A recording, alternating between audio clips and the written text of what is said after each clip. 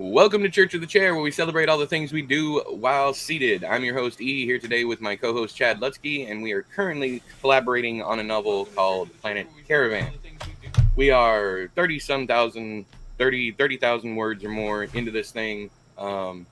Today, I'm going to be reading over all the stuff that Chad's been doing on his own time. I will share my screen just so you guys can see.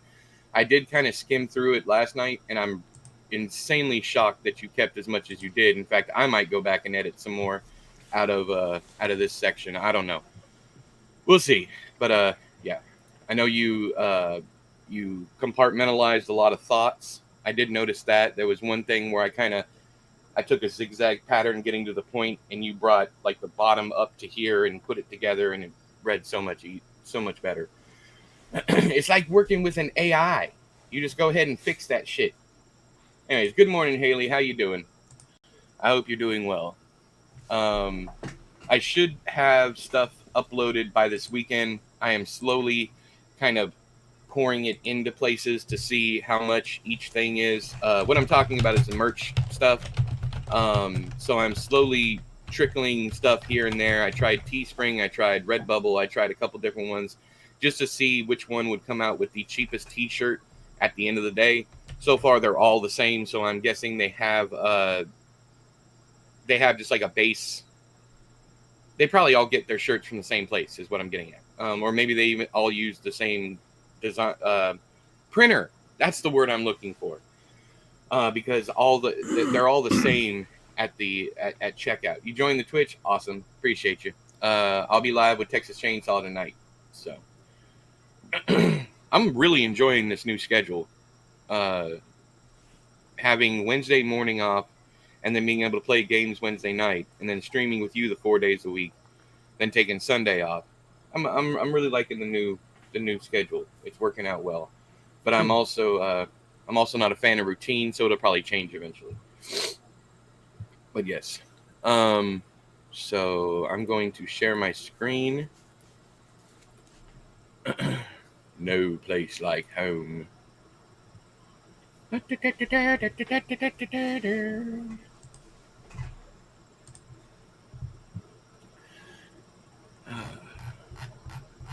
Bad things are working out for you. Thank you, Haley. All right, I'm gonna get to work, so I'm not watching chat.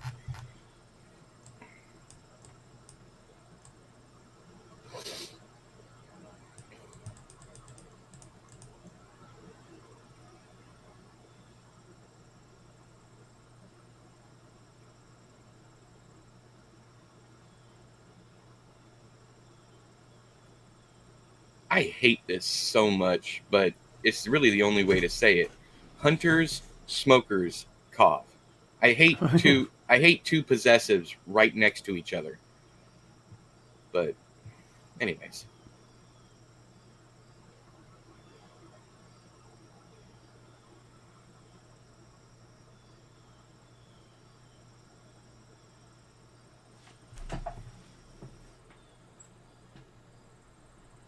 Yeah, it's shit like this that I love. Like I went the roundabout way. Like the little bastard suck. Well, anyways, hang on. I picture her hand over mouth trying to hide the slivered tombstone, and I just said tombstone. Teeth she blames on the baby.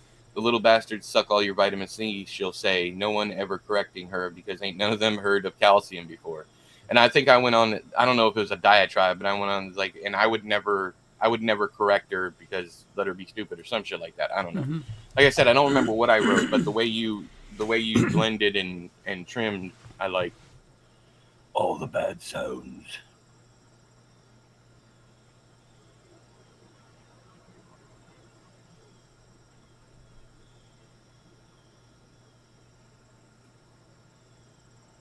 Yeah, opportunity is much better than humanity. I knew that didn't fit right.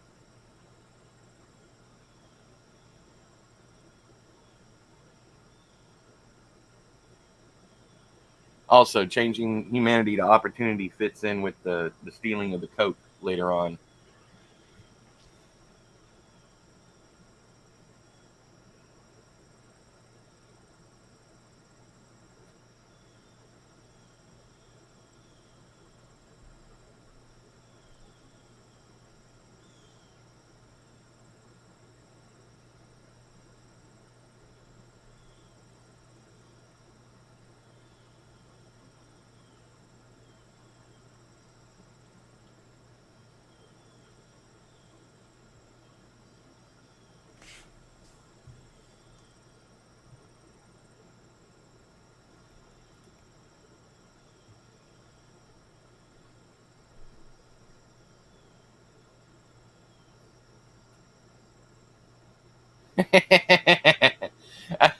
Okay. Yeah.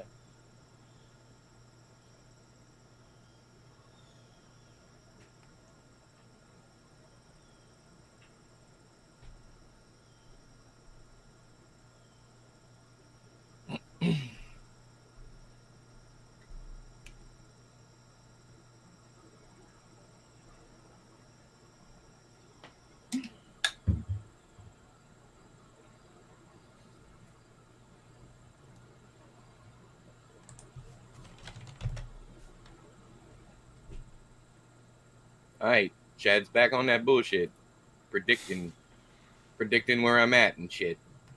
Disgusting.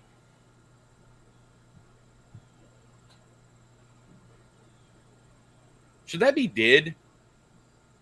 It's an honest question. Actually, and it had. I guess either one of them works. But anyways. Yeah, either one. Yeah. Man, past tense and past perfects can suck my ass. I hate past perfect with a passion. Sometimes the only damn way you can go. You could call it chronic bronchitis. What did I miss? Hang on, like Hunter's chronic bronchitis. No, no, it's all right. It's okay. The smoker's cough gets to the point much quicker, so we want short and succinct. But yeah, I mean that is a possible change. But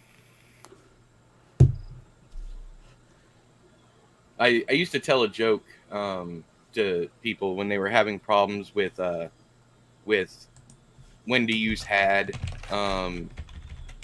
Just tense issues. Period. It's like present tense. I walked down the road. Past tense. I walked down the road. Past perfect. I had walked down the road. Future tense. Where we're going, we don't need roads. Get it? It's like it's a dad joke, but I like that joke because I came up with it.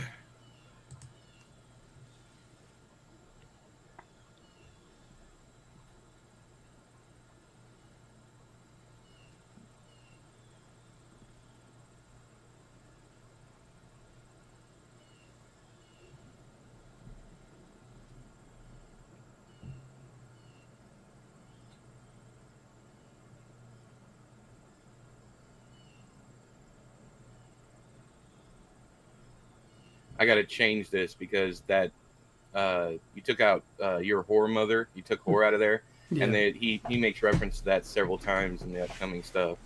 So I got to go back and change that. Well, I already did. I went. Oh, okay, all right. I wasn't sure how far you got. I just didn't want to paint the mom as somebody who. I mean, I know she wasn't rich or anything, but I didn't want to have the reader question you like, what does he mean by that? Was she a whore? And or maybe we picture the mother different. Like I just No, definitely picture. not. I just thought it was Trav being an asshole.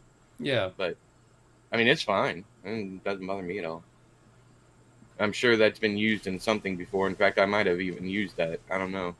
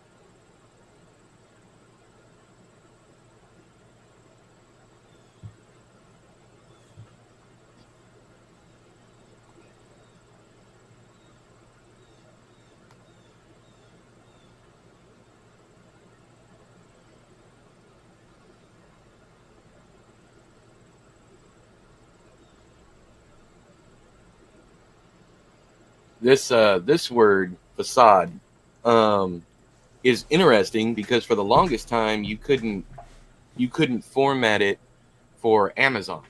Back in like hey J Rod, so I guess it would have been 2010 is when I started the Edward Lorne name, Mm-hmm. and back then I used facade in Bay's End and I used it in Dastardly Bastard.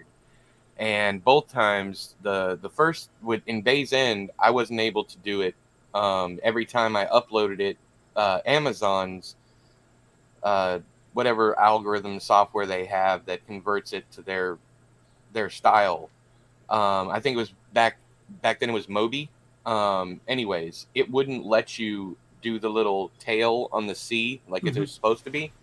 And then for Dastardly, since it went through a publisher, had a professional formatter. I think his name was Glenn. He worked for Streetlight Graphics, or he owned the thing. I can't remember what it was, but he tried to format that word and couldn't get it to work either. And it wasn't until they went to what was it AW3 something that it was allowed. And it's just a little bit of fucking pop trivia for you there, or word trivia. Just popping in to say hi. Chad, and Haley. Kids start school in a couple of days. All right, J Rod. I hope you have a good day if you're even here to hear this. Hello, Viking. Hey, Lee. What's going on, man? I never know how to put those symbols on stuff like that, so I usually like purposely misspell something Yeah. and then right click and it's not offering it. Huh. Yeah, it's not. I don't think Google Docs is going to, but it's a hotkey. You have to hold down like Alt and Yeah, then yeah, type yeah, in a code or some shit. yeah, I just look it up when I actually go to publish, but we're not even going to be formatting this. So yeah. In MS Word, that's what. Yeah, if you misspell a word and then right click on it to look at the options, then yeah, then it'll be there. yeah.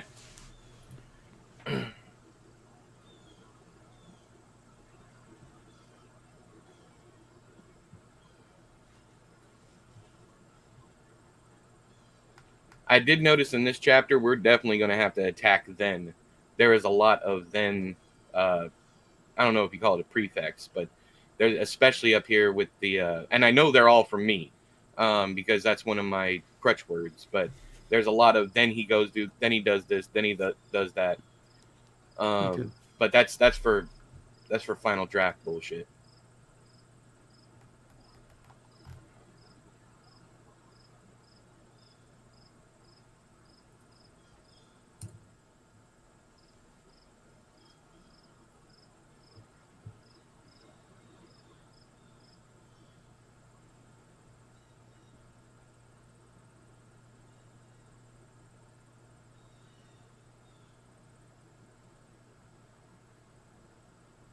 Hmm.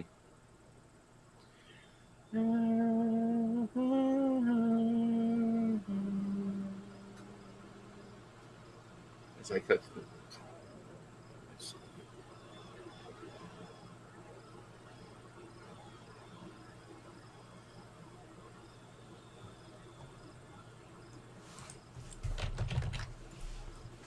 Aim true. I like that.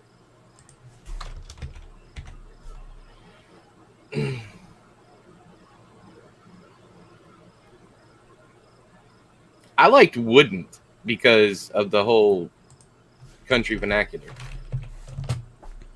But this is me.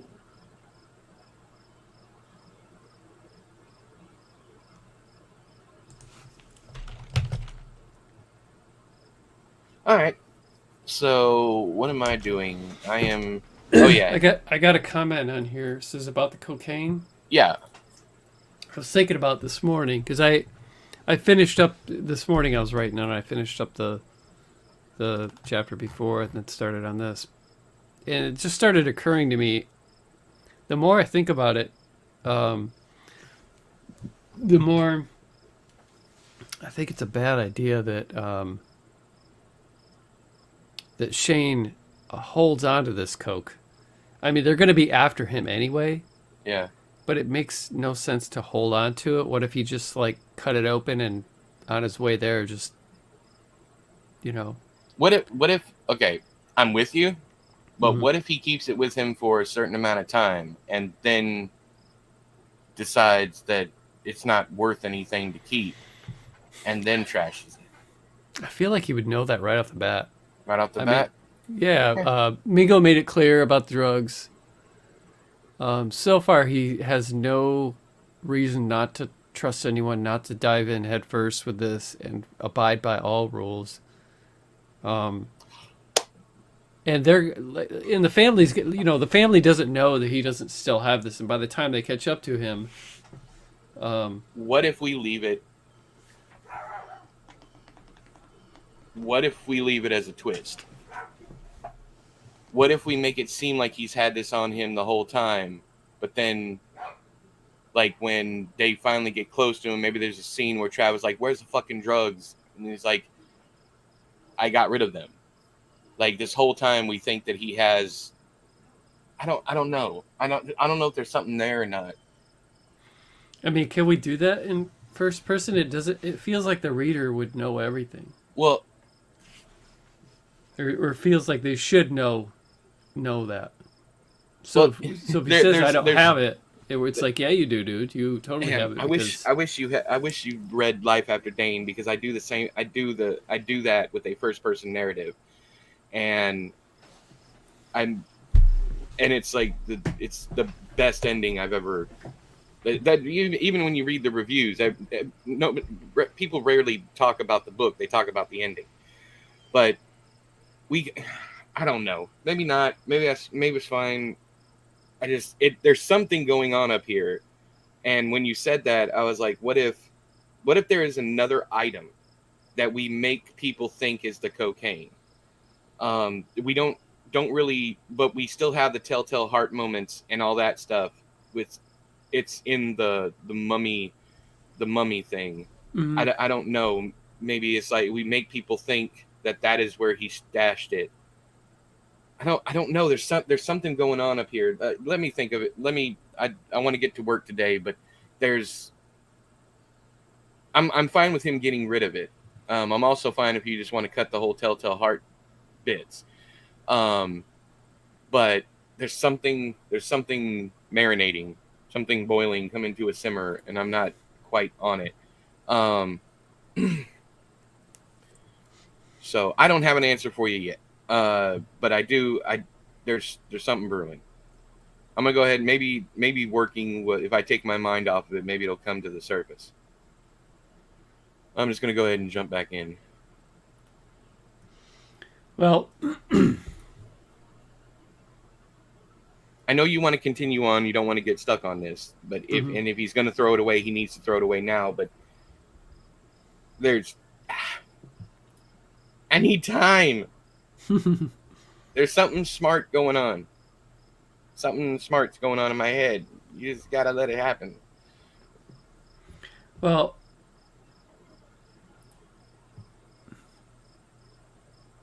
I'm listening. we could have him get close to the fair and be like, I need to get rid of this. Start to, and then someone's like, are you coming? And then he's like, frack, man, and puts it back in his pillowcase. So he's kind of stuck with it. Because unless we do something like that, I don't it doesn't make sense that he'd hold on to this. Now that we know who he is, Yeah, initially the idea, we didn't know this character. right. No, I agree Um, with you. I'm and I'm I'm on the same page. but now that we know who he is, we know how much he is against this. It would not benefit him whatsoever. Like, could you see Shane like selling this? No. No, no, definitely not. I get what you're saying. He's not going to take it in it, so it's money. It's a matter of getting rid of it. Also, he could be conflicted with where the fuck am I going to leave this? That some kid isn't going to get into it. That some or other adults are going to find it. There is also that problem. Like, how is he going to get rid of that much cocaine Mm-hmm. and it just be gone? I mean, even in a dumpster, he lives in a pretty impoverished area. There's going to be dumpster divers. So we can literally make it that, like, it's one of those things where, he just never, it could be almost a comedy of errors. Like, he never, every time he goes to get rid of this shit, somebody's there or whatever. Like, he could stop by on his way there, he could stop by the dollar store or whatever and try to go throw it in there. There could be, somebody like a homeless person like laying up against the dumpsters, like, damn it, I can't do it here. I don't want to throw it into a public garbage can. Somebody's going to find it. I could just go rip it open and,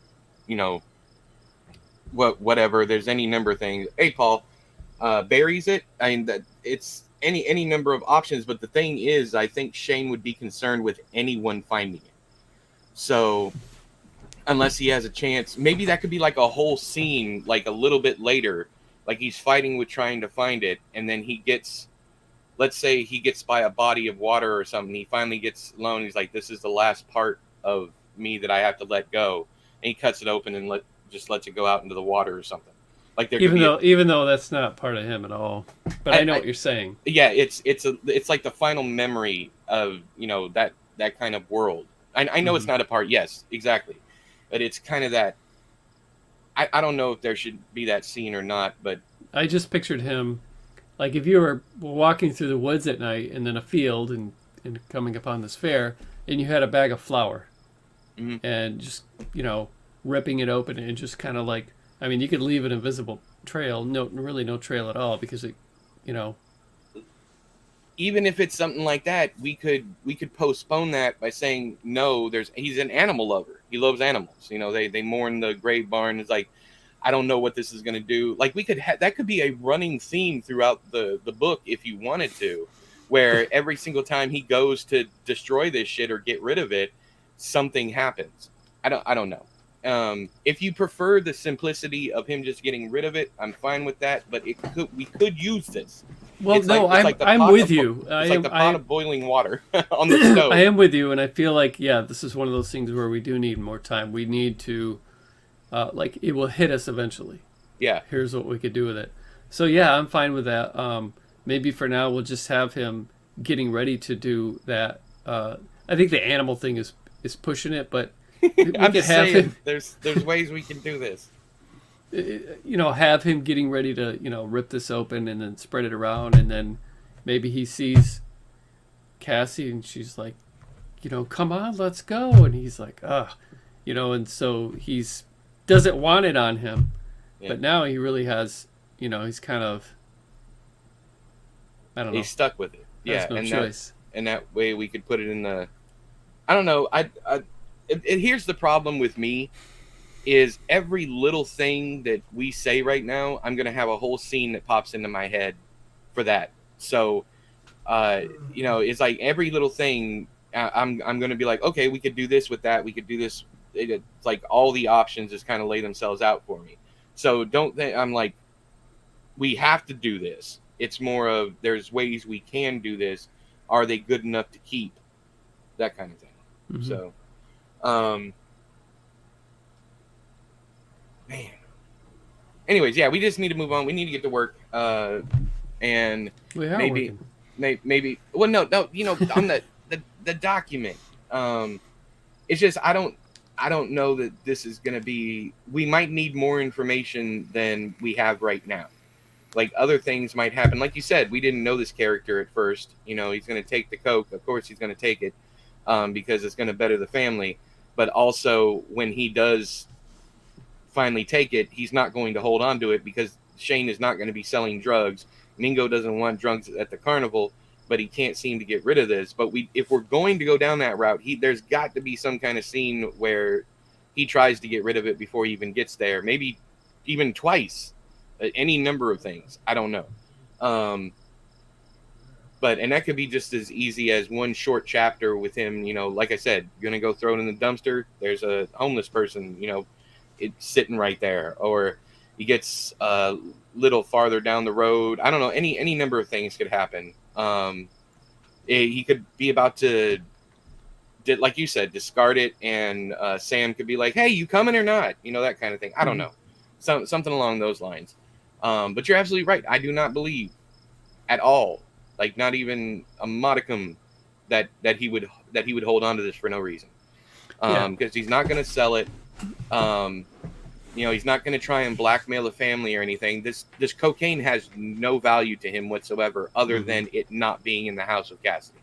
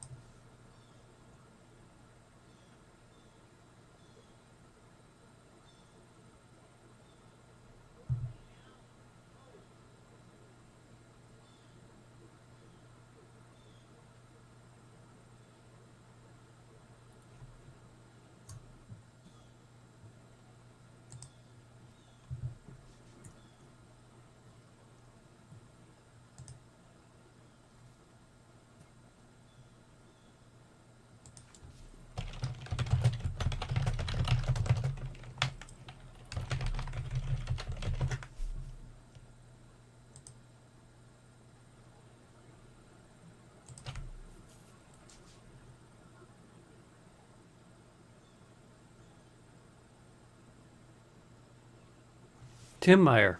Don't know if you're still here, Tim. What's up, buddy? And hey, everybody else that I haven't said hello to. Oh, hey, Tim.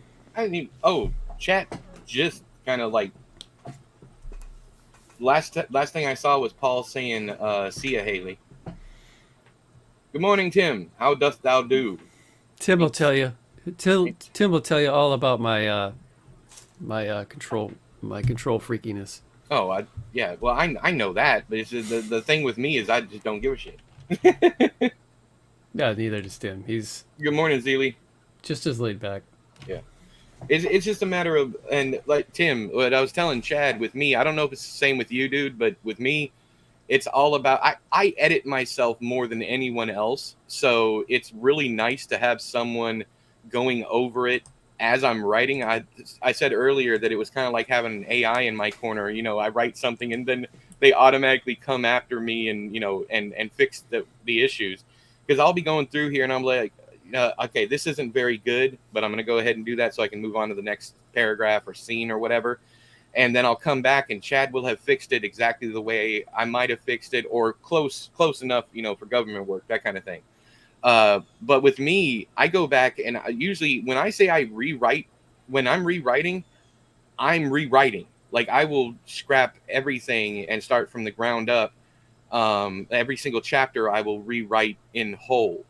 So I'm not attached to anything I write in a rough draft, period. I don't know if you're the same way and that's why you're chill with it, or if it's just like, Chad knows what he's doing. I don't know. But With me, it's just a matter of I know I'm going to change what I'm going to write anyway, so I don't get attached to anything. You're writing too, Paul? A horror book? Good luck with that, man. I hope everything turns out well and you get it done. Just remember, you can't fix what doesn't exist.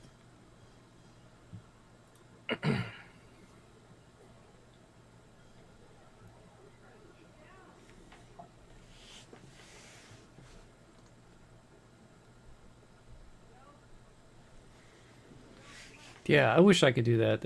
It just seems like so much more work. But so for both you and Tim, when you guys do that second draft where you do heavy revisions, do you type the end and then go right away, or do you have No. a lot of time in between? I do what, and I get this 100% from Stephen King. It's in On Writing, and I literally give it the 6 months he says. So I will Okay. write something, and I'll go write 3 or 4 other books or whatever it is I'm doing next, Mm-hmm. and I will come back to it. But it's not. It's usually anywhere between 4 and 8 months. It's something give or it's 6 months give or take too. Because what I'll do is I will write other things until I completely forget Yeah. about that other book and everything that I said, because I have a bad habit of reading what I thought I wrote or what I thought I meant instead Mm-hmm. of what I actually wrote. So I have to completely forget about it before I come back to it. And then when I come back to it, usually I'm like, oh yeah, all this is garbage. So I just start. I'll print it all out.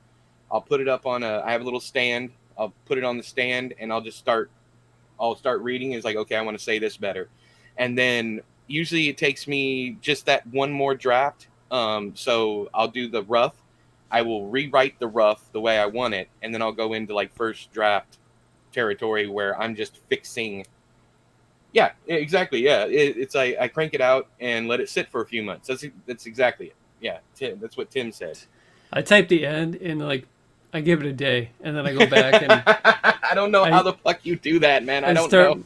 I start my second draft, revise everything, and then I'll go back again, and then I will read it out loud, and Okay. which catches even more. But But the yeah, I but the mean, thing is, you edit as you go along, so yeah, you're really comfortable with what you've already written.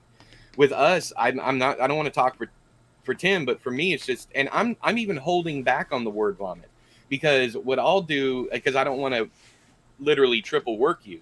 hmm I will when I'm writing, normally what I do, and that's why I'm going so slow with this one, not just because I don't know what's going on next and what you want me to do next, that kind of thing. It's mostly I'm going so slow because I will literally write the same sentence 3 or 4 different ways, and then when I go back to the book, I will pick my favorite of those. But I literally just repeat myself constantly, just yeah, in different ways, different structures, that kind of thing. And then when I come back, I will cut it out. Uh, yeah, pick the right thing. Lee says, "Yeah, my first drafts are hardly legible, as in an outsider wouldn't understand what the fuck is going on. The second draft is certainly cleaner." Um, yeah, I'm not gonna correct you on semantics, but it's like rough draft. The first draft should be the first one that you start editing, like once you're happy with it, and then second draft is more of a like that. Like the first one's like continuity errors and things that might pose a problem. Second draft, at least for me, when I'm working with like traditional publishers, that's usually you call the initial one that's garbage, the rough, and then the first draft only is the first draft when you start to edit and you're comfortable with everything, and that's when the content editing comes in, where you're trying to figure out if everything fits, and then you have to do a second draft to fix those issues. uh and then there's that huge joke with like final final doc, and then final doc, and then like actual final doc, and then the real final, that kind of thing. There's that yeah. joke that just keeps on running and running and running as you're going through and finding little minuscule errors and whatnot.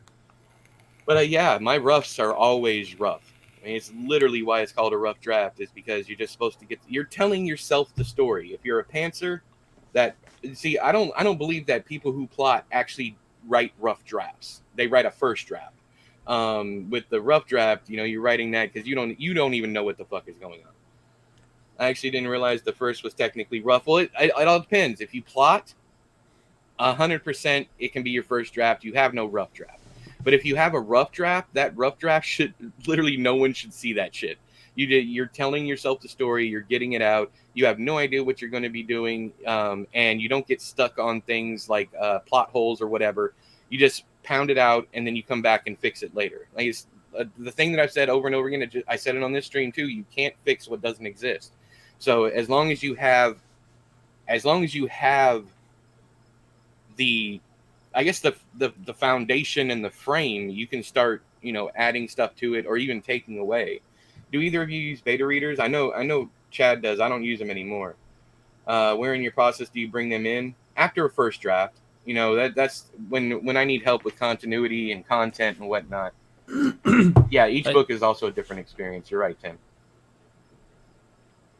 Yeah, I try to use between 4 to 6 beta readers, and I give them the cleanest possible manuscript that I possibly can, so that they are only finding stuff that I wasn't aware of.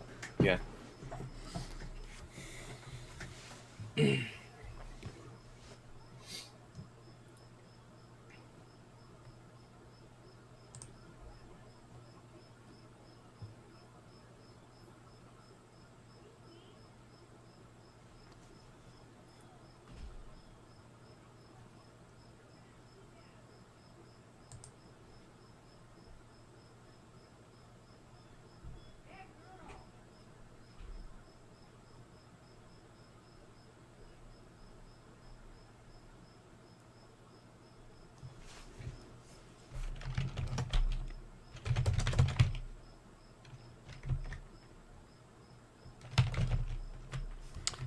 You got a line here that is is written as though it's like he's reflecting on something that was already told, but I don't recall ever seeing this before. It's the things we say and do to convince ourselves we're not bad people. Is that just a thought? Yeah, that's Okay. pretty much. Yeah, I don't even remember writing that. I don't remember writing any of this. That's why I'm that's why I'm going back and reading what I wrote last time.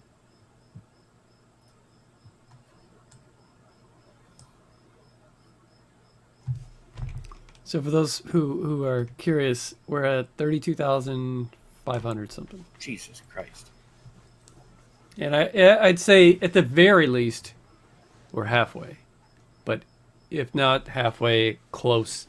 I mean, we're trying to hit 65, 70, right? Right, yeah. Oh, we're gonna hit that. I promise you, because we ain't even got like the carnival moving yet. Yeah.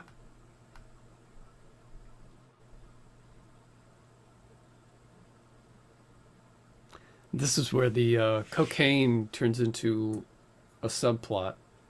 Yeah. For a while. Thanks, Viking. Yes, thank you, Viking.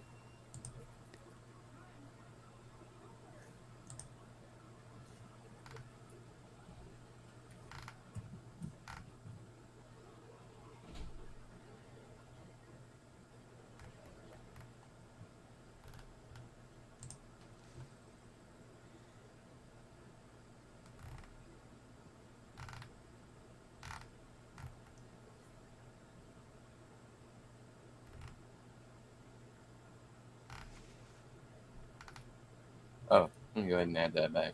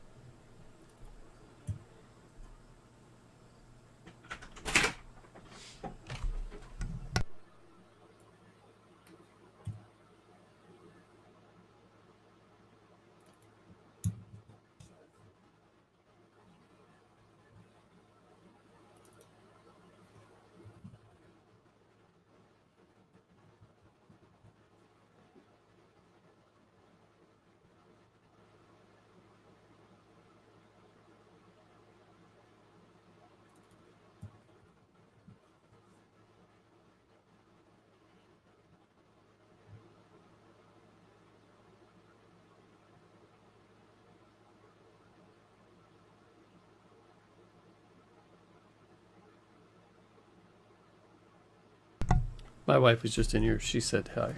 Oh, hello. Cooper, what's the matter, baby?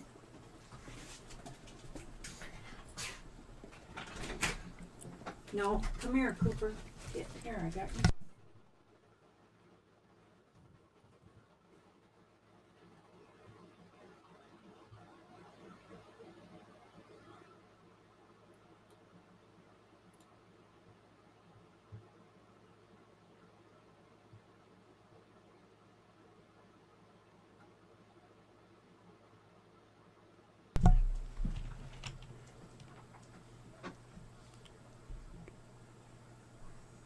You're gonna be out here. You have to have your diaper on. Come here. Come here. What's up, Lee? Yes, my dog's name is Cooper. Special Agent Cooper.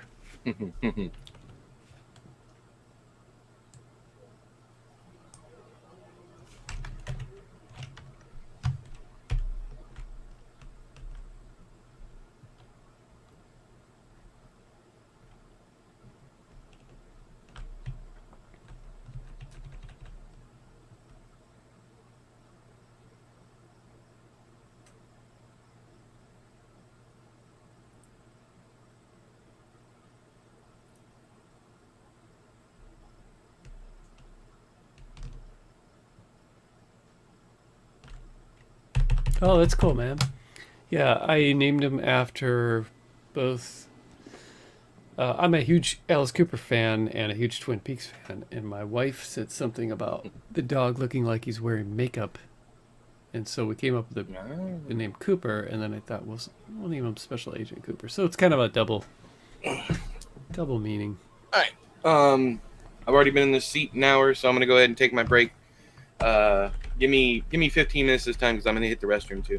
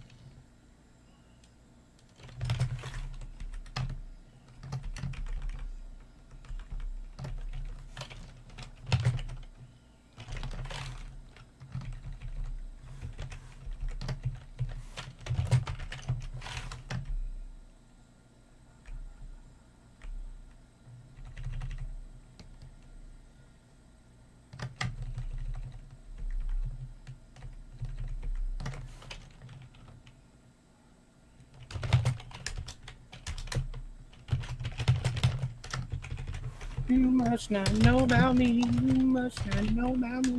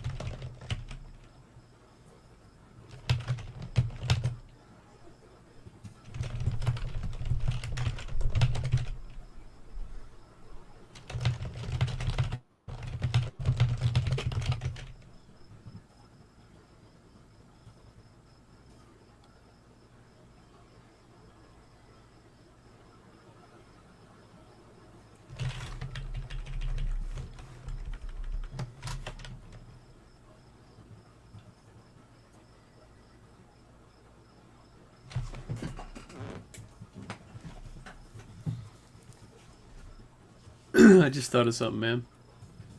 Yeah. Um, I don't want to go back and change it. We already had that costume jewelry, and I like that idea. But if we hadn't had that idea, we could have had his mom cremated, and they sold her urn, and Oh. just left her ashes there in a plastic baggie. Oh. Jesus Christ. Oh. Morning, solvents. It's a damn good idea, though. But oh, Jesus, these people ain't horrible enough already. Yeah. Oh, I'm gonna leave that one up to you. I like it, but yeah, that's rough. That's a rough one.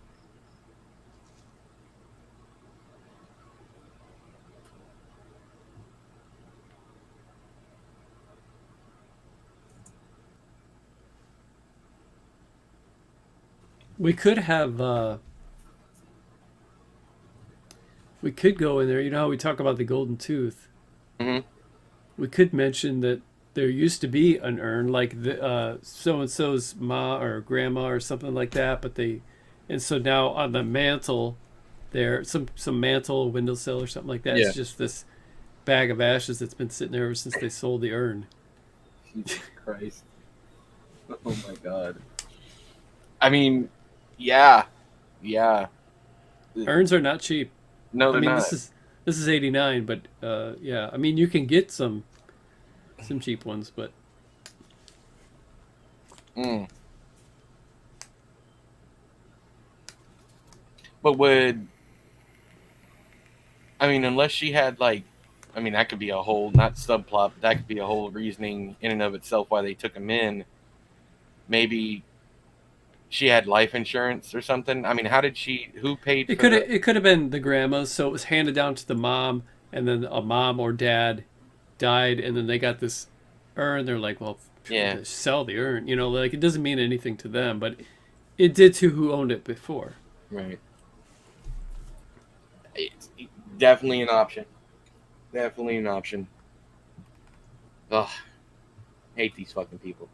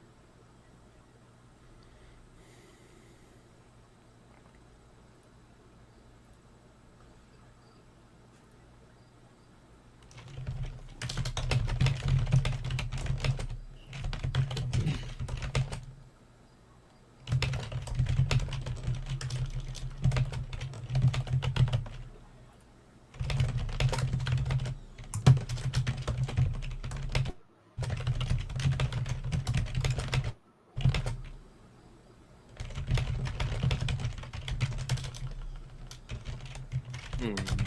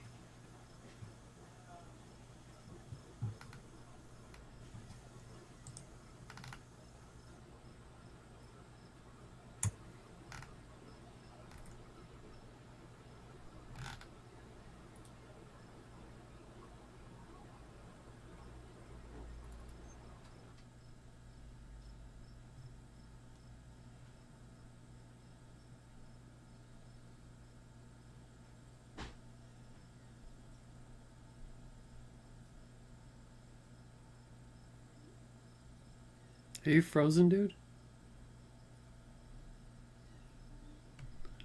Or is that me?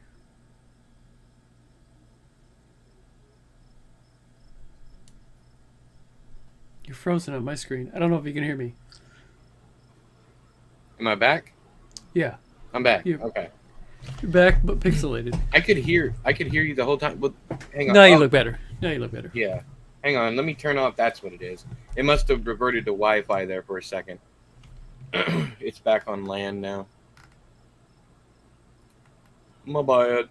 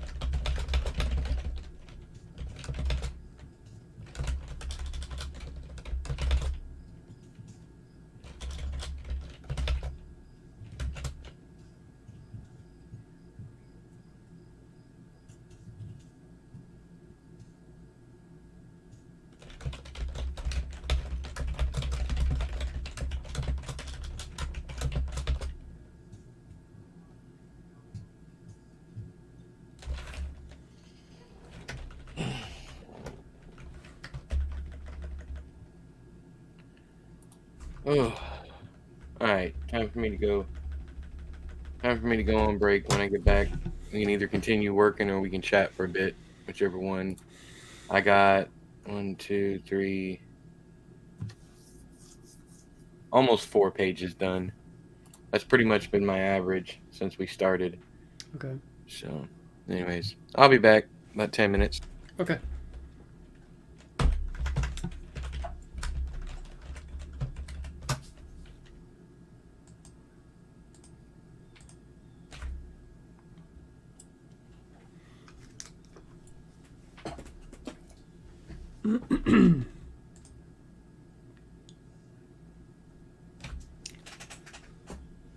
Turning my camera off while I eat lunch, everybody.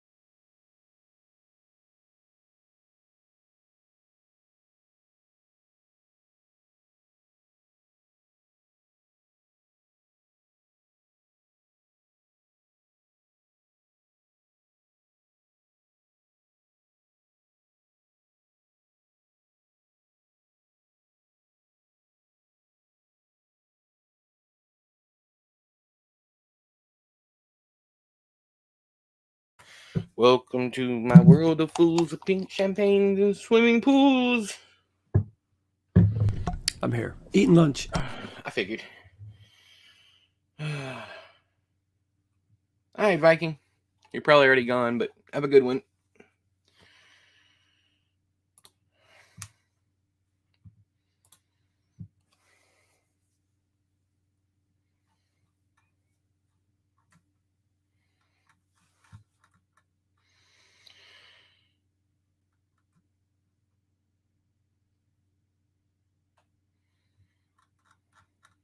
Let's see what Mr. Lutzke has done today.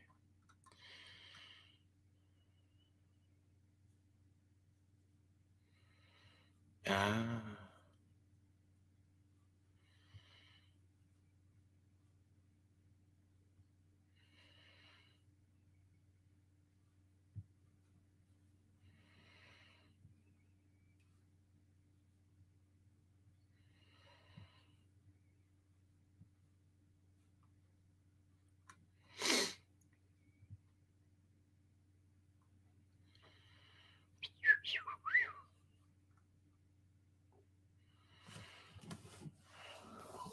Hmm.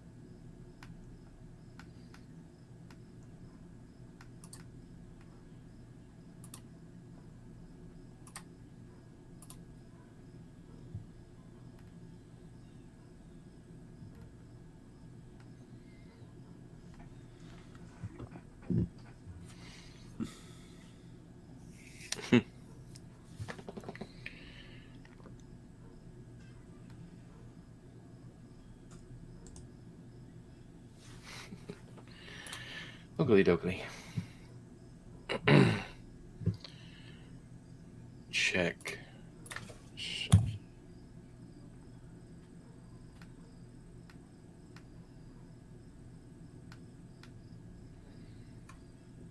12 followers. I need 38 more followers on the Twitch.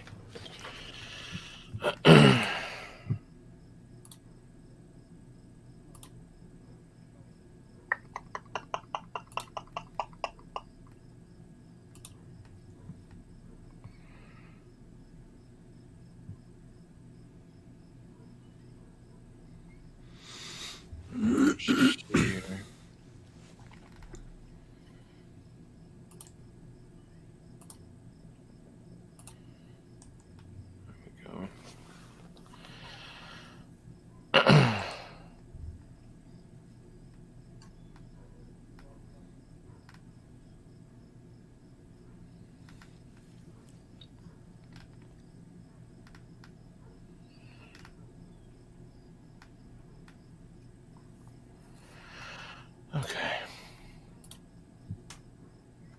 All right. Well, I'm good. Very. No, because I got to get up in the morning, but I'll definitely be reading it after. I'll start it after our stream in the morning, Solvents. And then I'll spend all day Wednesday up until the stream reading it. What are you reading? Holly. Holly comes out tomorrow. Oh, okay, cool. So I definitely want to stay up reading it, but no, I'll start reading it tomorrow after this in between streams, and then all day Wednesday, and I'll probably have it done by Thursday. We'll see. I don't know. It's your favorite? Yeah, I saw you said that on Discord, so I'm looking forward to it. I'm just looking forward to a new King book. Period. Really, it's the fairy tale was great, but I mean it's like every other book has been kind of stinking lately. Well, no, that's wrong because I loved. Let's see here. Yeah, everything after the Bazaar Badger. You got Sleeping Beauties, which was bust. The Outside and the Institute, If It Bleeds, were all good. But then Billy Summers was bust, and then Fairy Tale was good. So I'm just hoping that Holly. I'm sure I'm gonna like it as long as Holly the character is the same. I'm sure I'm gonna enjoy it. So I'm also listening to a bunch of different audiobooks on Scribd for Halloween reviews. You got 31 days of Halloween coming up. I already got 2 videos done, 2 movie reviews. Gonna have a new releases week, horror movie week, a classics week where I'll be doing all these. I've already shown these off, but Woman in White, Wilkie Collins, Mysteries of Udolpho by Anne Radcliffe, yeah. And then The Castle of Otranto by Horace Walpole, which I had never read, but I had quoted in one of my books, which is, I find that hilarious. And then The Monk by Matthew Lewis. Oh yeah, I do it every year. I usually start about mid-September, but this time I'm hoping to have all the videos done before October 1st, done and uploaded. So that's another reason why I haven't been posting any other content. That and I've been busy, but I'm saving all of it for Halloween. I also have a review of The Weight of Blood by Tiffany something. It's the remake, the reboot, reimagining of Carrie by Stephen King, which is weird. I have never read a reboot of a book when the author has still been alive. Yeah, that's weird. Yeah. So, but it changes the entire aspect. Instead of Carrie being nerdy white girl, this version of Carrie, which is a completely different name, is a mixed girl who passes for white. And one day, this is the very beginning of the book. One day, she's never been out in the rain before, because her father's controlling all that. Her father's white, mother was black, and her hair gets wet and it gets all frizzy, and everyone realizes that she's not 100% white, and then things go downhill from there. Yeah, Tiffany D. Jackson, that's it. So that'll be coming, and then I got a T. Kingfisher book, bunch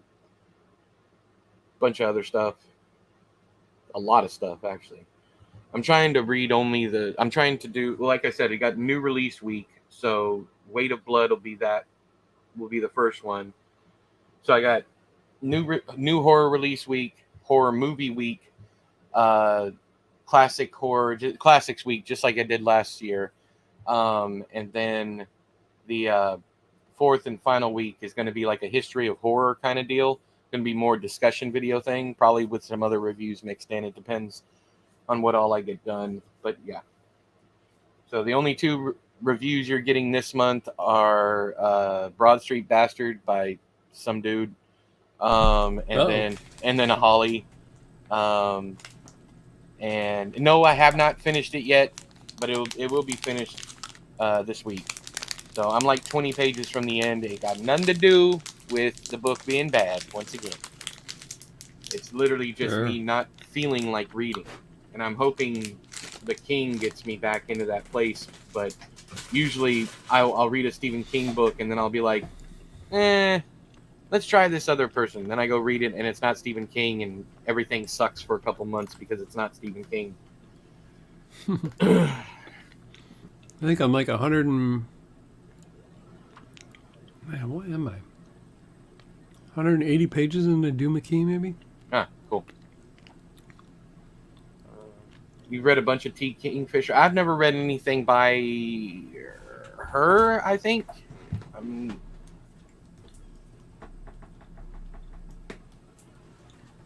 Ursula Vernon is her real name. Huh. Interesting. Yeah. What's on my list is What Moves the Dead, which is, I think, her most recent book. So that's the one that I have. I'm doing the audiobook on Scrib.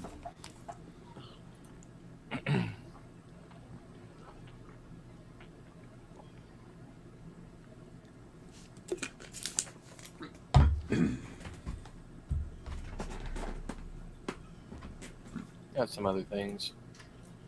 And then in November, I have to review S.A. Cosby's new book, All the Sinners Bleed. That's pretty much it for the year, probably. The rest of the content's going to be whatever I feel like doing in between streams. So, and then once me and Chad wrap this up, I'm going to be working with Derek on the same thing. And then I'm going to be working with Viking on Screenplay Live, all that stuff. So, Cool. anywho, got a full plate ahead of me.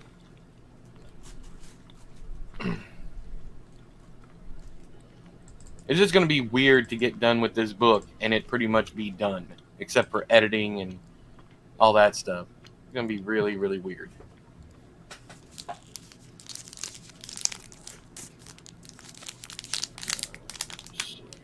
You mean because you're like showing up for work?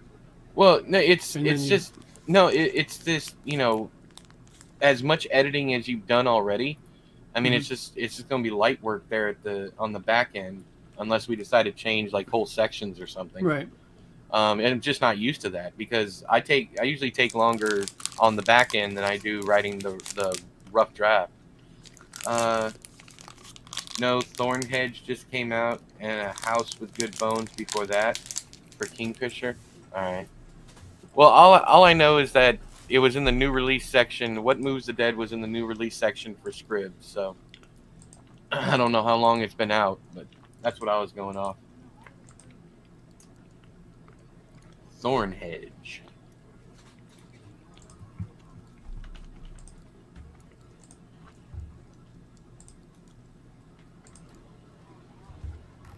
Good gravy.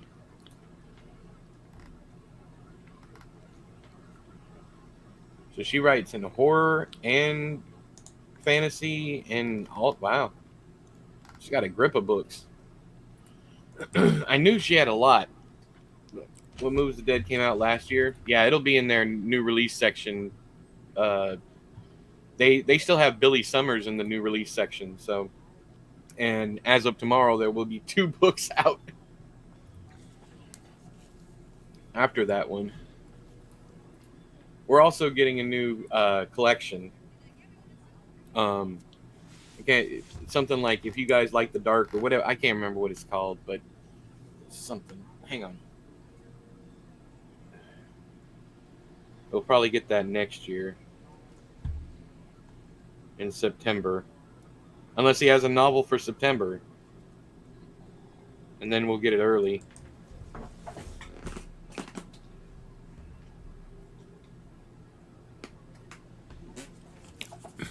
Yeah, You Like That'd be It cool. Darker. Yeah, new collection out in 2024. You Like It Darker. So we got, hang on here, Full Dark, No Stars, just after sunset, full dark, no stars, and you like it darker. It's gonna be it's gonna be interesting. It's like a little trilogy of stories and novellas and whatnot. It'd be great if somebody could somebody found like a lost Ketchum novel or collection. Yeah, that'd be interesting. I'd read the mess out of it. I haven't even read all of his stuff yet. Like, I read The Lost, Girl Next Door, of course, the entire Offspring series, including The Woman and all that. I haven't read the one with the blue book with the dog on the cover, whatever that one's called. It's the one he wrote with Lucky McGee, I think. Yeah, something Secrets or something. Yeah, it's something like that. It's got a dog on it. That's all I remember. The Secret Life of Souls. Secret Life of Souls. And there's a couple other ones like She Wakes. I have no interest in that whatsoever because he doesn't even like it, or he didn't even like it. So there's only foray into the supernatural. As much as I love Ketchum, because he's one of him, King, and Lansdale are my top 3. Yeah. I haven't read much. I read Red. And I've not read that one. I have seen the movie though. Brian Cox is amazing in it. Yeah, it's a good movie. And I read Dallas is actually in that movie too. He plays a bartender, of course. Mm-hmm. And I read Secret Life of Souls. I've read the first. Is it Off Season or Offspring? Off Season. I think Off Season is the first one, and then Offspring is the second one. I read Off Season, and I will not read Girl Next Door.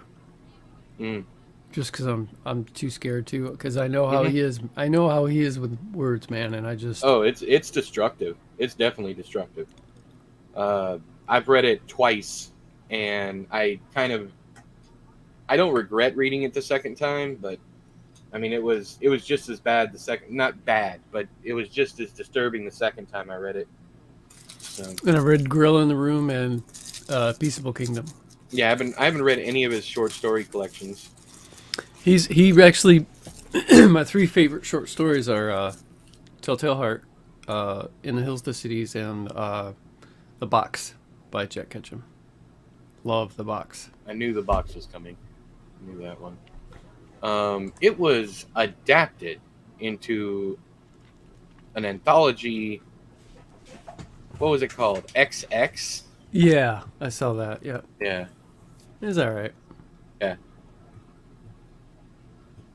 If you want to see a weird, not an adaptation, but something that might remind you of The Box, that has that same, like, very uncomfortable feeling, watch Killing of a Sacred Deer.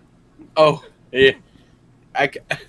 That's got a lot of the same, like, like dude, like, okay, so dude's not eating, dude's not walking, you know, and then his sister's not. Oh, I know. I'm well aware of that movie. It is one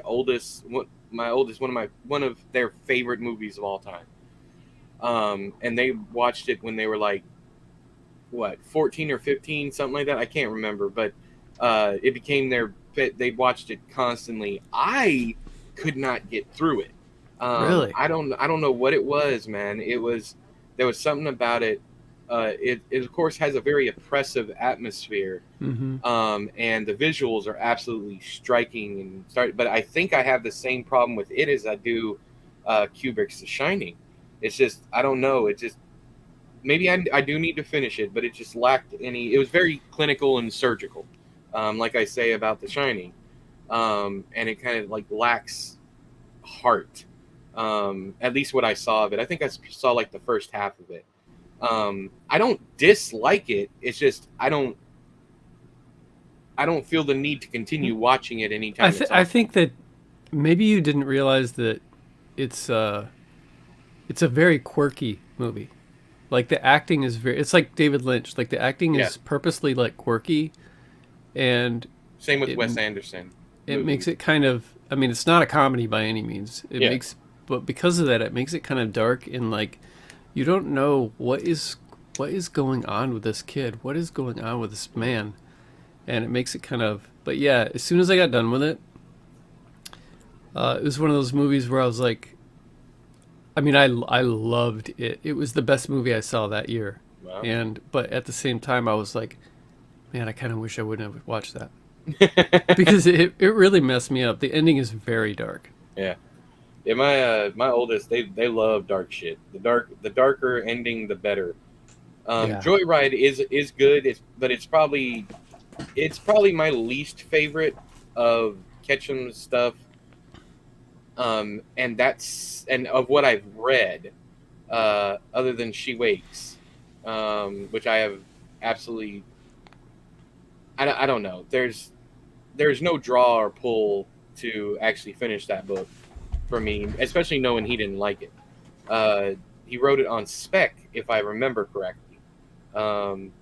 He was writing it for someone. I can't remember the story behind it, but anyways, Joyride, I did enjoy, but I mean, I haven't hated anything Ketchum's done, but that was probably my least favorite of the ones that I did read. You probably won't like Secret Life of Souls. I mean, it's okay. It's probably my least favorite. I don't even think I own that one. And yeah, I may not. My favorite book in the off-season trilogy, whatever you want to call it, the Cannibal trilogy, is The Woman, actually. I really, really enjoyed that one. The movie, too. Even though the production quality isn't amazing for that one, it was like much better. The first two movies were much better. She Wakes is a little weak. Yeah, the supernatural doesn't work for Cat. He didn't even, from what I understand, rumor, legend, myth has it, that he didn't even want to do the book, but he was paid to write something supernatural, and that's what he did. I can't remember if I heard that from him or if it was an interview or what. I can't remember, but I do recall very specifically him saying that he didn't even want to write the book, but he got paid for it. So I don't know if it was Leisure that kind of talked him into it or what. Don Diorio, whatever the fuck that dude's name is. I don't know if it was a matter of that or what, but his heart was not in it. So yeah, it's he was not a big fan of supernatural stuff. No. At all. Nope. Which is funny. I'm actually changing the subject here. It's funny that you know what your top 3 favorite stories is In the Hills, the Cities, because that doesn't get any more fantastical.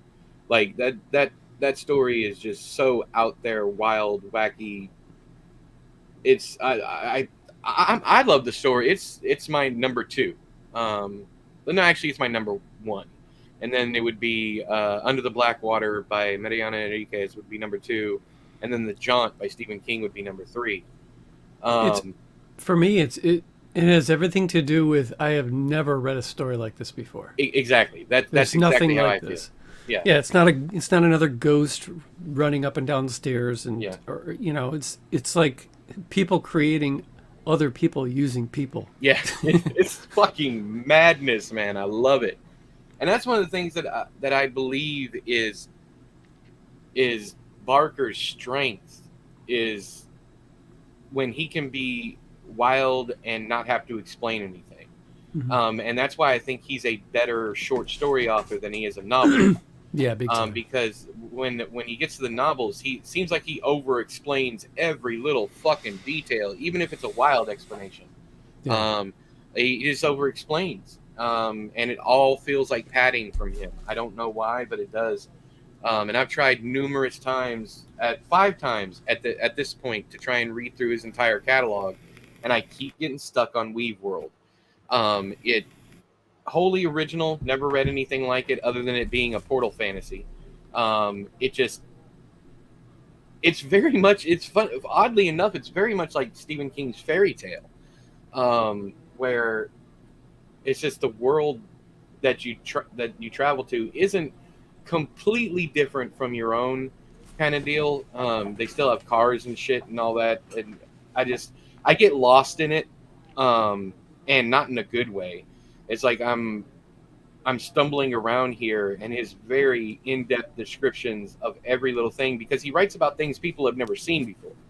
So he has a strength for that, but when you're trying to get through a 600-700 page novel and you're getting bogged down in description, that's never a good thing in my opinion. But Yeah. it's just When too flowery. when Books of Blood came out, I remember it just blew everything up. Yeah. I mean, he he blew everything away as far as like short stories and just even novels. It's like, man, he just exploded. Yeah. But it's the same reason why King and Straub and even Anne Rice to some extent were so popular, is because they made literary fiction commercial. They made literary fiction fun to read, and one of the reasons that is because they put the horror stuff in there. They put the wild, wacky, the not Anne Rice, not so much, but she was very flowery with her prose. And before that crew, I mean, the best thing we had was like we had Poe, we had Lovecraft, that kind of thing. Very But dense stuff. yeah, and they found a way of writing that really deep literature and making it accessible to everyone. So Yeah. Straub not so much. Straub was still a little more vague and obtuse, and too dense for some people. But I would say definitely King and Barker and Rice all came out and they were like, "Hey, let me show you how it's done." You know, I'm gonna make this wordy shit fun as hell to read. So I've never read Straub. Straub, I think you'd probably hate him. It's just it's just brick after brick after brick of text, and his humor is not funny whatsoever. He has very awkward sex, just like every other dude from that era. Um, and even some of the women. I mean, Anne Rice writes terrible sex scenes in my opinion, but people love them. So, in fact, she's who I mimicked when I started doing my erotica, and it was very popular. I sold quite a few of those books.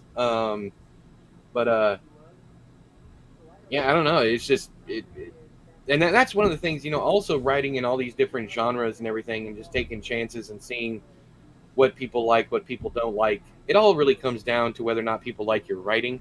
If people like your writing, they will follow you any fucking where. Like they'll read anything and they'll enjoy it, no matter if they like it or not. It's kind of like how I look at Salem's Lot. I hate vampires, but I love Salem's Lot. I hate vampires, but I love all the vampire stuff in the Dark Tower series. And it's no different from any other vampires, really. It's not. It just common ass bloodsuckers. Yes, they're monsters, and they're not sexual creatures like maybe Anne Rice or Twilight or whatever. And I definitely prefer my vampires as monsters instead of sexy. But I think the older I get, the more I realize, if I'm a fan of a writer, I probably am not going to hate their stuff. And with King, the only time I don't like King is when he gets stuck on some of his old mentality stuff. Like he writes modern day kids terribly. He finally stopped doing sex scenes. Thank fuck. I can't remember. I've blocked out a lot of Billy Summers. I think he ends up having sex with the girl he rescues anyways, but I don't think it's graphic, not graphic, but I don't think it's like it used to be. Dean Koontz was his stuff. It's funny because Dean Koontz didn't want to put sex in any of his books, but he wrote some erotica with his wife, and then he wrote some erotica by himself, and finally he dumped all that because he wasn't making enough money, and he started writing the sci-fi stuff that he's known for now. And he had like 10 different pen names, and nowadays he's been republishing those under the Dean Koontz name since the 90s, but it's just every time he would write something and it didn't have sex in it, he'd take it to Random House, Valentine, whichever subsidiary it was, and they would be like, it needs sex. And so he'd throw in the most awkward sex scenes possible, and they were like kitty graphic, like a child's idea of what sex is, or someone who's only ever watched porn, like that's the only, because like the worst one, the worst line, and I've mentioned this all the time, is the ribbons of semen. He spurted ribbons of semen into her velvet. No, ropes. Spurted ropes of semen into her velvet interior. I'm like, that's the worst line I've ever read in, in fiction. It stuck, and it's in my favorite Dean Koontz book. It's in my favorite one. It's in Twilight, obviously. I don't care about sex scenes. They could be the worst or the best. I just gloss over them. It doesn't. I don't bother with them. I tend to skip them. I have never read anything that physically aroused me. So I don't get that aspect of things. I know there are people who do, and of course nothing wrong with it, no shame on them, but I've never read anything. I'm more of a visual person. But yeah, sex scenes suck. And then I hopped on Twitter for a hot second the other day, and the very first thing I saw was I don't know if it was Haley Piper or someone saying, if your book doesn't have sex scenes, add it. It's just as important as violence. And what else did they say? And the only thing better is sex after violence. So I'm like, oh, okay. I'm really out of touch with what people want these days, because I thought it was a good thing we were moving away from like graphic sex scenes in movies and books and whatnot. But I guess not. I can't think of any of my books that would be better. I can't imagine writing A Fostrums and Flies and including sex or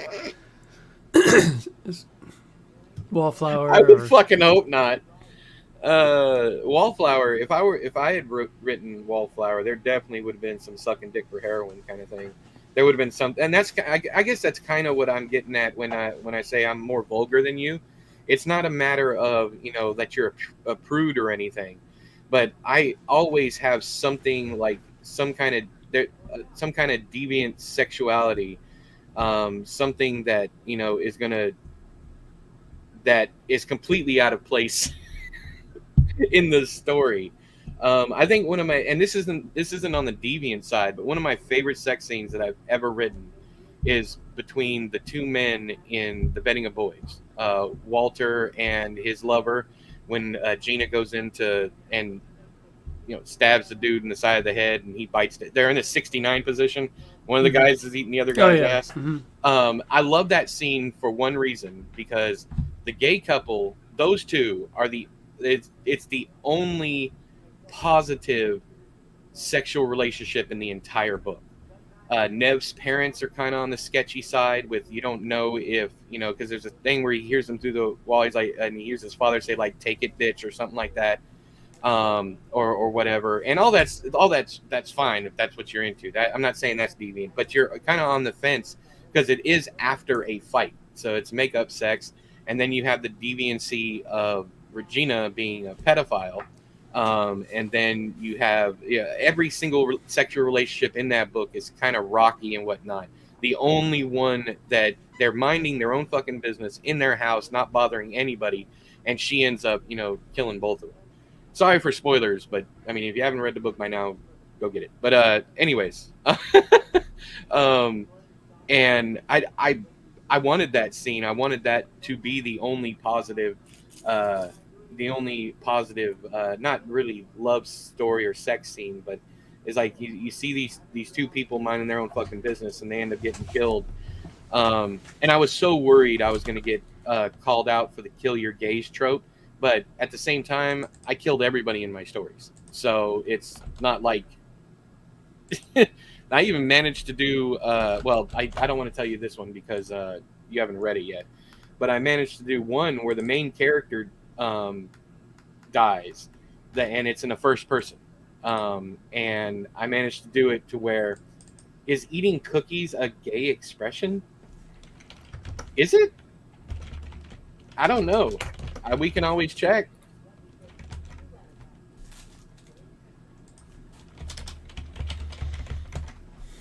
It's a meme, but me, when I found out eating cookies were not a good thing to eat for when I die. What the hell? I don't know, but if you type it in eating cookies, you get a bunch of Cookie Monster memes. Mukbang. Yeah, eating cookies. No, it's not. Well, I mean, unless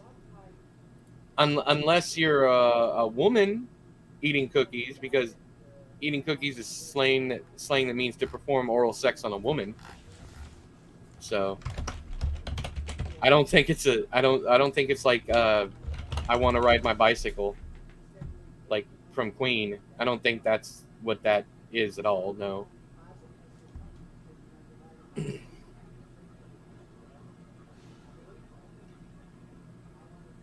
Before it was sex before violence. Yeah. No, they are guys, and probably not. Then probably not. But I mean, then again, people are constantly coming up with new ways of saying things. You're welcome. All right, that's getting a little creepy. We both just like grunted, sighed at the same time, Chad. So I think it's time to call While it a talking night. about sex. Exactly, exactly. So that's enough ASMR dude love for y'all. I am going to go. I got to get off my ass for a while, and we're supposed to be done by noon every day, anyways. Just let you know, tomorrow, as always, Tuesday, Monday, Tuesday, Thursday, Friday. We'll be here at 9 o'clock those days. I'm also going to be streaming on Twitch at 5 p.m. every single day, maybe a little bit earlier, but if I go earlier, then I will put it up on the Discord. I think that's everything you guys need to know. Chad, you got anything you want to say, brother? No. No? Okay. Great stream. Thank you, Solvents. Appreciate it. Hang on. We might have a word. In the ethnic gay world, cookies is a word that could be used instead of ass. Well, there you have it. Google, what the hell? Oh, okay. You suspected? Okay, well, hey, whatever. You learn something new every day. That's what we're here for. But yeah, I'll see you guys later. Until next time, all hail the chair.